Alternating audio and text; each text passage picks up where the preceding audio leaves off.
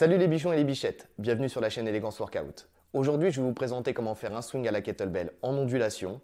Mais avant ça, n'hésitez pas à vous abonner et cliquer sur la cloche des notifications pour ne rien rater des vidéos. Et de laisser un pouce bleu et un commentaire si la vidéo vous a plu. Il ne nous reste plus qu'à nous mettre en tenue. Allez, c'est parti. Donc, comme je vous l'ai dit, aujourd'hui on va travailler sur le swing en ondulation. Le swing en ondulation qui travaille, donc le swing travaille quoi? La chaîne postérieure, ischio-fessier lombaire, permet aussi de gainer la ceinture abdominale et de travailler le cardio. Beaucoup plus avec le swing en ondulation qu'avec le swing, enfin beaucoup plus. C'est deux manières différentes. Il y a le swing squat, on va venir fléchir sur les jambes de cette manière. Donc ici, je fais mon swing, je fléchis à chaque fois sur mes jambes, ce qui va être beaucoup plus contraignant musculairement. De l'autre côté, là, ici, vous voyez que je fléchis sur mes jambes et c'est beaucoup plus dur physiquement, ce qui ne nous permettra pas de faire des entraînements longs en fait avec la kettlebell. Donc c'est pour ça que souvent je vais privilégier le mouvement en ondulation qui permet de travailler beaucoup plus longuement et de faire des exercices beaucoup plus longs avec la kettlebell en maximisant en fait le travail, puisque le travail de la chaîne postérieure sera beaucoup plus ressenti avec ce swing en ondulation. Si vous avez aussi des problèmes de santé, entre guillemets, il est beaucoup moins contraignant pour votre corps et permet donc de plus facilement réaliser ce travail avec la kettlebell. Donc, l'idée du swing en ondulation, c'est quoi? C'est de venir, en fait, comme je vous l'ai dit, accompagner la kettlebell en limitant toute contrainte. Donc, je vais vous le montrer en diagonale sans la kettlebell pour l'instant. L'idée, c'est quoi? C'est jambes tendues, la kettlebell est en haut, mes coudes sont près du corps. Alors, on peut garder les bras un peu plus loin du corps, mais je préfère avoir les coudes près du corps, ce qui me permet de ne pas être embarqué dans mon mouvement et embarqué par la kettlebell. Coudes près du corps, mes jambes sont tendues, la kettlebell va commencer à descendre, je vais commencer à fléchir sur mes jambes. Ok, les bras vont venir en contact avec mes hanches.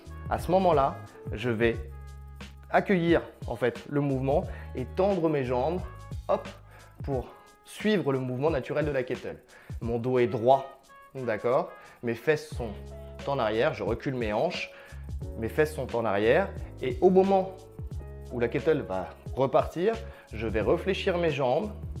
Regardez, mes bras suivent le mouvement naturel et je tends jusqu'à ce que la kettlebell monte. En aucun cas, je vais percuter la kettlebell. C'est une erreur de percuter la kettlebell. Elle va repartir d'elle-même. On est sur un mouvement balistique, d'accord? On est sur un balancier. Elle finira par repartir. Donc, pas la peine quand vous arrivez ici de taper, comme c'est dit, pour remonter la kettlebell. Vous allez vous faire mal, vous allez vous créer des contraintes. L'idée, c'est d'accueillir le mouvement et de continuer sur un mouvement continu. D'accord, de continuer sur un mouvement continu, on ne vous l'a jamais fait celle-là. Et donc, voilà, de la prendre, de l'accueillir et de repartir. Le souffle, c'est quand ça redescend. D'accord, je souffle quand la kettlebell descend. Pour vous aider au début, moi ça m'a beaucoup aidé. Attendez, je vais décaler ça. L'idée, c'est de penser, alors il ne faut pas le faire, hein, mais que les orteils puissent se relever au moment où vous allez tendre vos jambes. D'accord? C'est juste un petit détail moi, qui m'a beaucoup aidé au début pour comprendre le mouvement, c'est d'être embarqué mais plus limite vers l'arrière avec les petites pointes de pied qui peuvent se lever. D'accord? Bien sûr, à la fin, on ne le fait plus, mais on sent que la pression en fait au niveau du pied, quand on est en haut du mouvement, on est plus sur le devant du pied. Quand on est en bas du mouvement, on est plus sur le talon. D'accord? Donc vraiment, on sent ce changement de pression quand on est à un moment et à un autre du mouvement. D'accord? Limite ici, pointe de pied, ici sur les talons. Pointe de pied sur les talons. Pointe de pied sur les talons. D'accord? Si vous faites ce mouvement correctement, vous allez sentir le lendemain les courbatures au niveau de la chaîne postérieure, des courbatures que vous n'aurez pas forcément ressenties quand vous faites le mouvement du swing, justement, swing squat directement. Donc, avec la kettlebell, qu'est-ce que ça donne? Donc déjà, le positionnement. Je ne vous parle pas des différentes hauteurs de mouvement, je ne vous parle pas des différents swings comme je l'ai montré dans le top 10 possible avec une kettlebell. Là, c'est vraiment, on va s'attarder sur ce mouvement d'ondulation qui vous servira dans tous vos mouvements en fait. Donc, je suis à 20 cm à peu près de la kettlebell. Je fléchis, d'accord, mes jambes, mes hanches se reculent. Je prends la kettlebell naturellement avec mes deux mains, ok. J'essaie de pas trop la serrer pour éviter de me déchirer ici. C'est vraiment, voilà, les doigts qui viennent rentrer sous la kettle, d'accord. Mes mains en fait, elles sont en crochet ici, d'accord. Là. Donc, à partir de ce moment-là, je suis bien fléchi, je vais venir et je vais laisser la kettle venir à moi, d'accord. Donc là, elle va venir à moi, vous voyez. Mes avant-bras vont venir en contact avec mes cuisses, comme je vous l'avais dit, ici. Et donc, hop, c'est à ce moment-là que je fais ma première tension de jambe, d'accord. Et ici, hop, je repars naturellement, ici. Vous voyez, le mouvement, il est très simple, très fluide, il n'y a pas d'accro. Ça me permet de pouvoir continuer à vous parler simplement en faisant ce mouvement.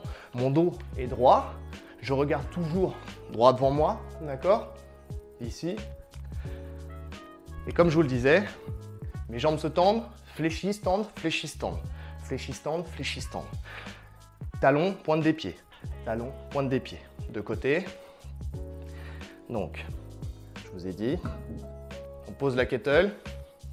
Je suis à 20 cm de la kettlebell. Je fléchis sur mes jambes, mes hanches reculent, d'accord. Je viens positionner mes mains sur la hanche de la kettlebell. Ici, je la laisse venir à moi. C'est pour ça qu'il faut être un petit peu reculé de la kettlebell. C'est pour lui laisser en fait ce premier mouvement. En fait, c'est pas vous qui allez l'induire. Vous n'allez pas la tirer à vous. Vous la laissez venir à vous.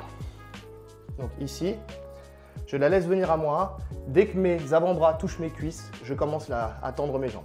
Ici, là, ici. Comme je vous l'ai dit, je tends, je fléchis, je tends, je fléchis, je tends, je fléchis, je tends. Là. Regardez, on pourrait dessiner une ligne sur votre dos normalement. Hop, il faut que votre dos reste complètement droit. Ici, talon, pointe. Talon, pointe. Là, je parle de la pression sous les pieds. Talon, pointe. C'est valable pour le swing à deux mains. Ça le serait pour le swing à une main. D'accord? Ça serait valable pour le snatch. Ok?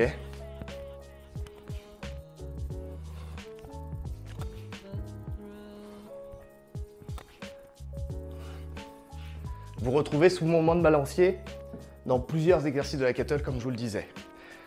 Dernier petit détail, pourquoi j'aime bien garder les coudes près de moi, je vous ai dit, pour ne pas me laisser embarquer dans le mouvement.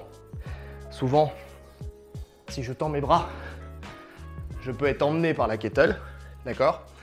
L'idée, moi, c'est de visualiser, de pouvoir lâcher la kettlebell. Elle doit être... C'est une erreur qu'on voit souvent.